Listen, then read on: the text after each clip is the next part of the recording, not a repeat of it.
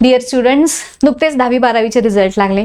10वी आणि 12वीमध्ये छान मार्क मिळवणाऱ्या स्टुडंटसाठी एक स्कॉलरशिप आहे आणि त्या स्कॉलरशिपबद्दल डिटेल इन्फॉर्मेशन आजच्या व्हिडिओमध्ये आपण डिस्कस करणार आहोत. सो बेसिकली ह्या स्कॉलरशिपचं नाव आहे doctor Rajendra Prasad scholarship programme 2026-27 आणि या स्कॉलरशिप प्रोग्राम अंतर्गत 10वी आणि 12वी पास झालेले स्टुडंट्स जर तुम्ही अप्लाय केलं, तुम्ही इलिजिबल असाल तर अप्लाय करा. अप्लाय केल्यानंतर तुम्हाला मिळू शकतात 30,000 रुपयाची स्कॉलरशिप. सो काय आहे हे स्कॉलरशिप डिटेल आपण जाणून घेऊयात.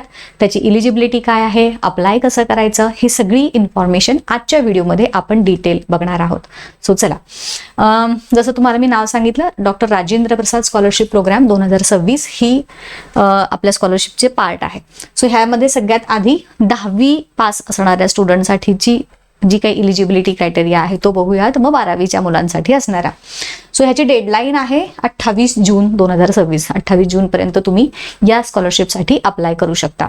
त्यासाठीची असणारी इलिजिबिलिटी काय आहे, तर एकतर ऑब्व्हियसली भारतामध्ये तुम्ही राहत असले पाहिजे.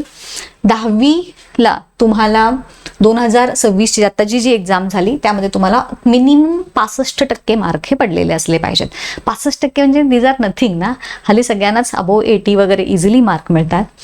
आणि पेरेंट्सचं तुमचे ॲन्युअल इन्कम हे 8 लाखांपेक्षा जास्त असलं नाही पाहिजे. त्यानंतर प्रेफरन्स कोणाला दिला जाईल, सो जे गव्हर्नमेंट स्कूलमधून बेसिकली पास झाले त्यांना जास्त प्राधान्य दिलं जाईल.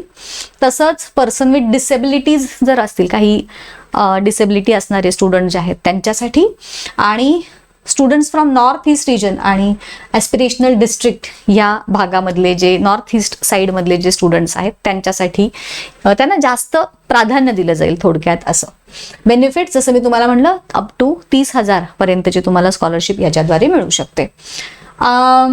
आणि ही मिळणारी स्कॉलरशिप स्पेसिफिकली तुमचे tuition fees, books, study material, accommodation ह्याच्यासाठीच वापरायची आहे असंच त्यांनी स्ट्रिक्टली सांगितलेलं आहे.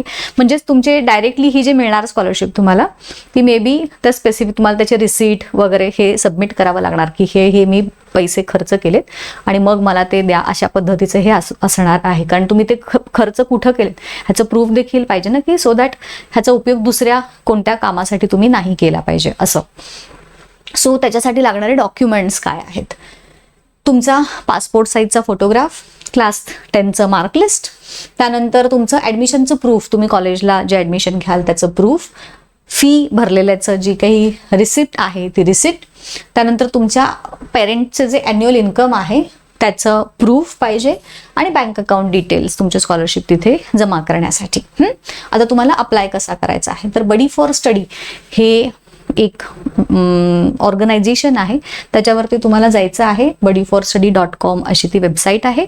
त्याच्यावरती तुम्हाला लॉग इन करायचं आहे, रजिस्टर करायचं आहे तुमचं ID वगैरे टाकून, आणि मग साइन अप करायचं आहे. राजेंद्र प्रसाद स्कॉलरशिप प्रोग्राम असं सर्च करा फार तर तिथं मग अप्लाय स्टार्ट ॲप्लिकेशन असं एक तुम्हाला तिथं बटन दिसेल. सो त्याच्यासाठी तिथे जाऊन अप्लाय करा.